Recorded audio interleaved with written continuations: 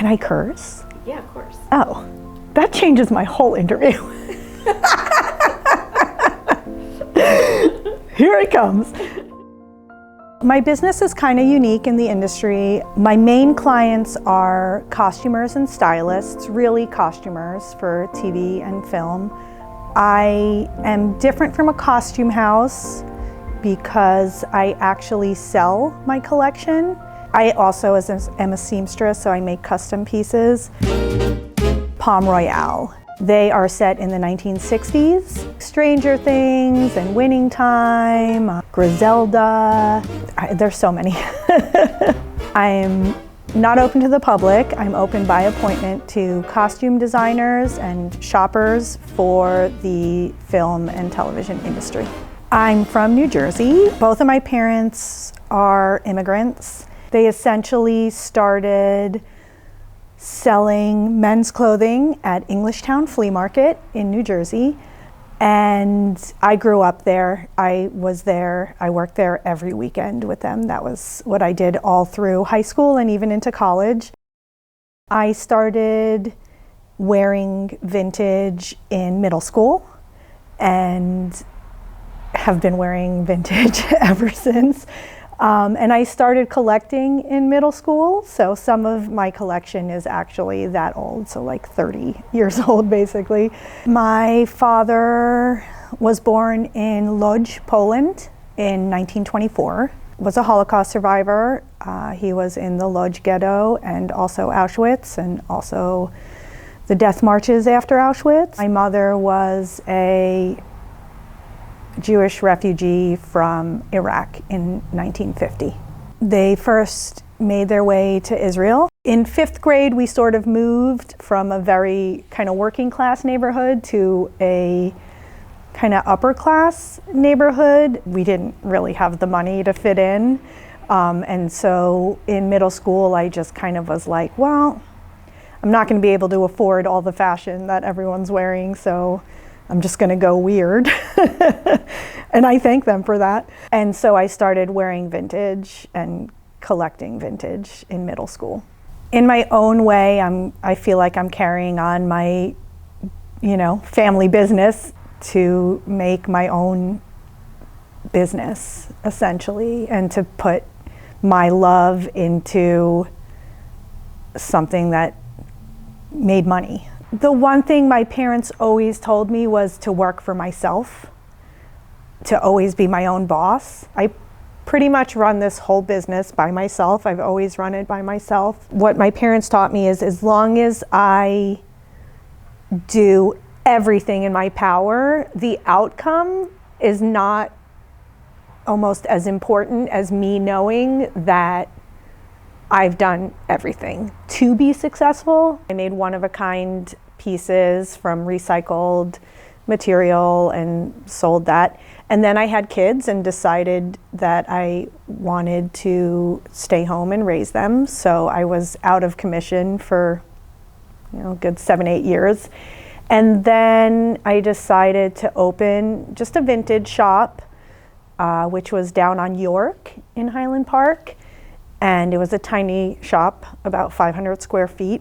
I had a few costumer friends, costume designers, and I realized that my sensibilities were more geared towards them than towards the general public. And so I moved my business model from being open as a store to being film and television related. Essentially, costumers would call me and tell me what they were looking for, and they would give me an idea of what they needed, and I would set up racks for them to look through. I was in there until the pandemic. During the time that there was no work, the first time that there was no industry work, I actually made masks that I donated to essential workers. I myself made over 3,000 masks that were all donated. So that's kind of what I did with my time. We kind of had a little bit of a boom after, at the end of the pandemic. and I was doing great. I moved into this space in March of 2023, so as the strikes began, and have pretty much been in here with no work ever since. For the most part, I haven't been a viable business for 2 years. I've gone through my savings and I've accumulated debt. Now I have this large overhead of not just making my rent and, you know, the bills keep coming, but I also have debt that is personal debt at this point on top of it. So I have 2 kids. They're both, my son is in college, my daughter is graduating high school this year, so college bound, so there's college payments. My husband is also in the industry, luckily. He's had work, but we've gone from a 2-income family to a 1-income family. But not just that, we're not even a 1-income family. I'm actually drawing from our 1 income to pay rent here. So we've gone to a -1 income family, I suppose. During the strikes, there was really zero work. The strikes were worse for me than the pandemic, because the pandemic offered a little bit of government assistance. The strikes offered nothing. Also, I am industry related, but I'm not union. So I don't pay union dues, but I also don't get any sort of unemployment. I'm just a small business, so there's no assistance, no government assistance. During the pandemic, there was a little bit of small business assistance, but in terms of the industry, I don't get any industry benefits. So for the year of the strikes, there was almost no business. That's when I really went through all of my savings. And then business picked up a little bit. There's a few shows that I worked with. You know, some months I covered my bills, some months I almost covered my bills, but we all have been talking about for that whole year, wait till January, it's all gonna start in January. January is gonna be a magical month, it's gonna be amazing, even though January is always the slowest month. But, and so I really tried to have a positive attitude. I was really like, I just have to hold out, work is gonna come back, it has to come back. And then the fires. Technically, I'm in the fire zone. My house is in the fire zone. We did not lose our house, thankfully. But what we did lose is any of that magical work that was going to come back. And so I feel like everything's been pushed back that maybe would have started in February or now March. And so there has been zero work since the fires, like zero.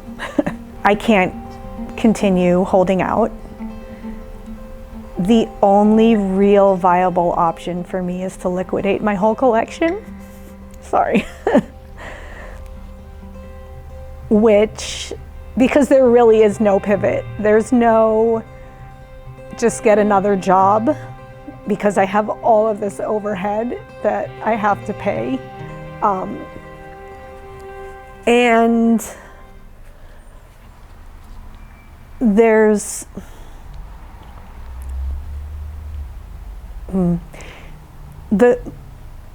yes, I have a vintage collection and I have amazing vintage pieces that anybody would want. And that's the core of my collection. But the way that the industry works is that a lot of my collection is industry specific. So, for instance, everyone's into vintage now, but everyone's into a very very small, sort of acceptable style of vintage. Everything else is sort of costume. But if you're doing, for instance, a 1980s TV show, you know, most of the pants in the 80s are super ill-fitting and not flattering by today's standards. So what the public wants is sort of this little niche of 80s that's cool, but what the TV shows want are real 80s ugly acid wash pleated pants. And so for me to make a pivot to, for instance, to just sell to the public, to just become, you know, either an online seller or, you know, a store, would essentially require me to sell my core vintage. That's the stuff that everybody wants, that's worth something. But maybe even the most of my collection is stuff that the public doesn't want, and that's not really worth anything to the public, but is gold to costumers, because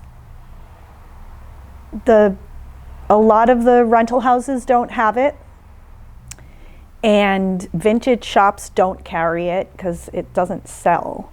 And so that's what makes me really special within the industry, is that I have a lot of really daily wear vintage clothing that is essential to making a era correct TV show or movie.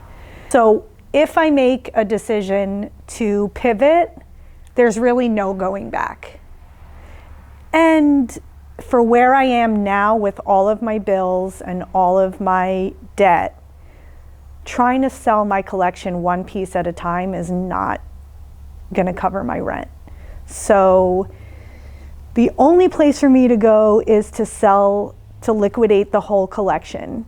But that would mean liquidating it to other costume houses who are also struggling right now because the whole infrastructure of the industry is struggling. So at this point, I have no idea what to do. How many years in are we now? 5 years since the pandemic? I've accumulated this collection over 30 years, piece by piece. I have over 25,000 pieces right now, and I have handpicked every single one of these pieces. I don't buy anything in bulk. I don't buy like overseas containers of vintage. I literally go to the thrift store every place that I am and pick up pieces one by one. So first of all, this collection it's not a business, it's my life. And the only reason that I built this business is to be able to keep collecting and keep just doing what I love. So for me, this is extremely personal. And from sort of my upbringing, admitting failure is extremely painful. And even though I know this is industry-wide and it's not necessarily me being a bad businesswoman, because I'm not, or I don't think I am.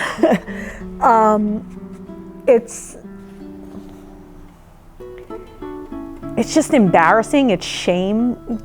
There's a lot of shame in admitting that I can't pay my rent. In fact, I haven't really admitted that like on social media or anything. And it shouldn't be shameful because it's not an individual failure. I mean, I'm sure I've had many individual failures that, we could talk about, but this is an industry-wide collapse, but it feels like a personal failure. There's a huge amount of just, it's embarrassing. It's like when people ask, you know, how's it going? I don't want to say I can't pay my rent. Even when costume designers come in and they're like, oh, you know, is it slow? It's so much easier to just be like, yeah, but I'm holding on, you know, I'm hanging in there by a thread, when really I'm not. I mean, I've thought of every pivot in the book. Like, what my dream, I guess, at this point, if I'm not gonna work in the industry, which I've been living my dream. This is everything I ever could have wanted. And part of that is because this is my personal collection. This isn't a costume house where it's a business. And when I made sort of my first pivot away from just being a vintage shop, part of that was because I love each of these pieces. I can tell you every single thing in my collection. I probably can't tell you most people that I've met's names, but I can tell you every single thing that I've ever owned. And working in the industry sort of allowed me to sell these little parts of me because I knew they had a chance to sort of live forever. And that's my dream. That's amazing. So for that to go away is just so heartbreaking. And like, I think you don't understand unless you understand. It's a huge loss thinking about sort of moving on. There's also the part that's kind of new for me that I've never felt before. That's like sort of wondering if this is a noose at this point, that I need to sort of get rid of. So that's where I'm at. Like right at this moment, I've been in the super positive mindset up until the fires of, I just have to hold out. I'll, you know, whatever I need to do to pay my rent, I'm gonna do it, because there's always gonna be an industry, because there's my daughter works in theater at her high school. There's kids that love acting, love theater, want to come into this business. Everyone wants entertainment. No one's saying, oh, we're not going to watch TV anymore. Like, so in my mind, it was like, okay, we're going through a big change. It's going to settle somehow, but there's going to be an industry. And I think that the fires was maybe just, I don't know, the final blow, I guess. And now I think that I'm finally getting to the point where I was being naive, and there's no more room to be naive. And I'm at zero. So there's no holding out anymore. There's no business that's coming back. And so, you know, I've been going through all of my options. I've been applying for jobs. I wrote a resume, big defeat. I am trying to figure out how to use my collection in a whole different way, like maybe as a lecturer or a teacher, college professor, but all of that requires time, and for me, more education, because I don't have a master's. And even just any pivot is going to require really months of, figuring it out that I don't even have. The infrastructure of LA is crumbling for the industry. And I think that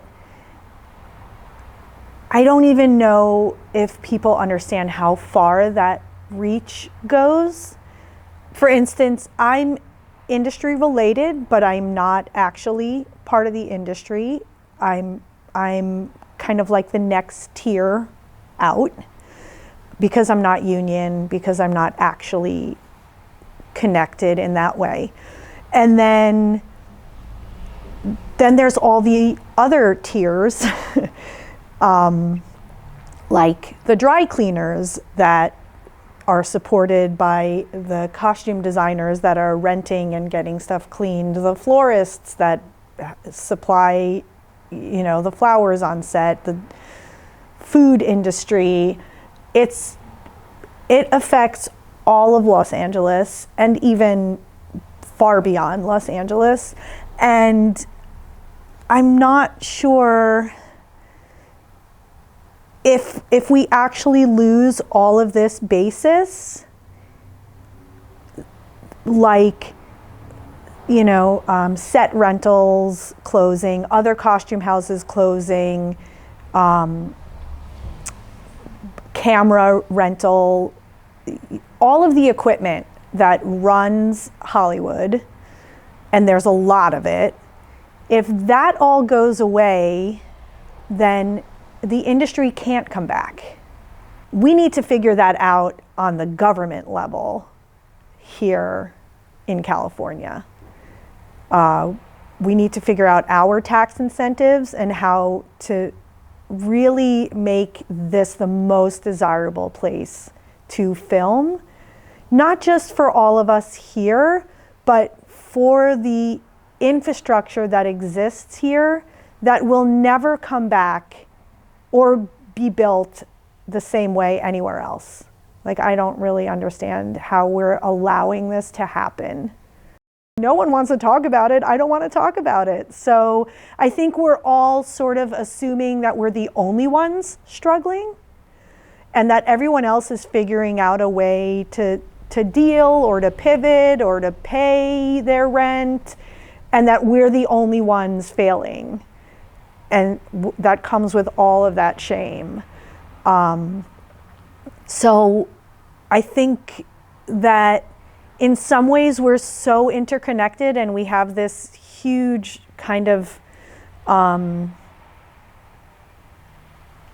family, but we're not talking to each other about it. We're just kind of like floating along, pretending everything's okay, pretending that the industry is going to come back. I know that's what I've been doing, is lulling myself into believing that this is going to be okay. And I think I'm finally at I don't think this is going to be okay. Still not fully ready to admit it, but I think that we need to collectively talk about this more. I can't believe that it's not good. I think this is maybe the first time in my life that I have to admit defeat, I think. Major defeat. Heartbreaking.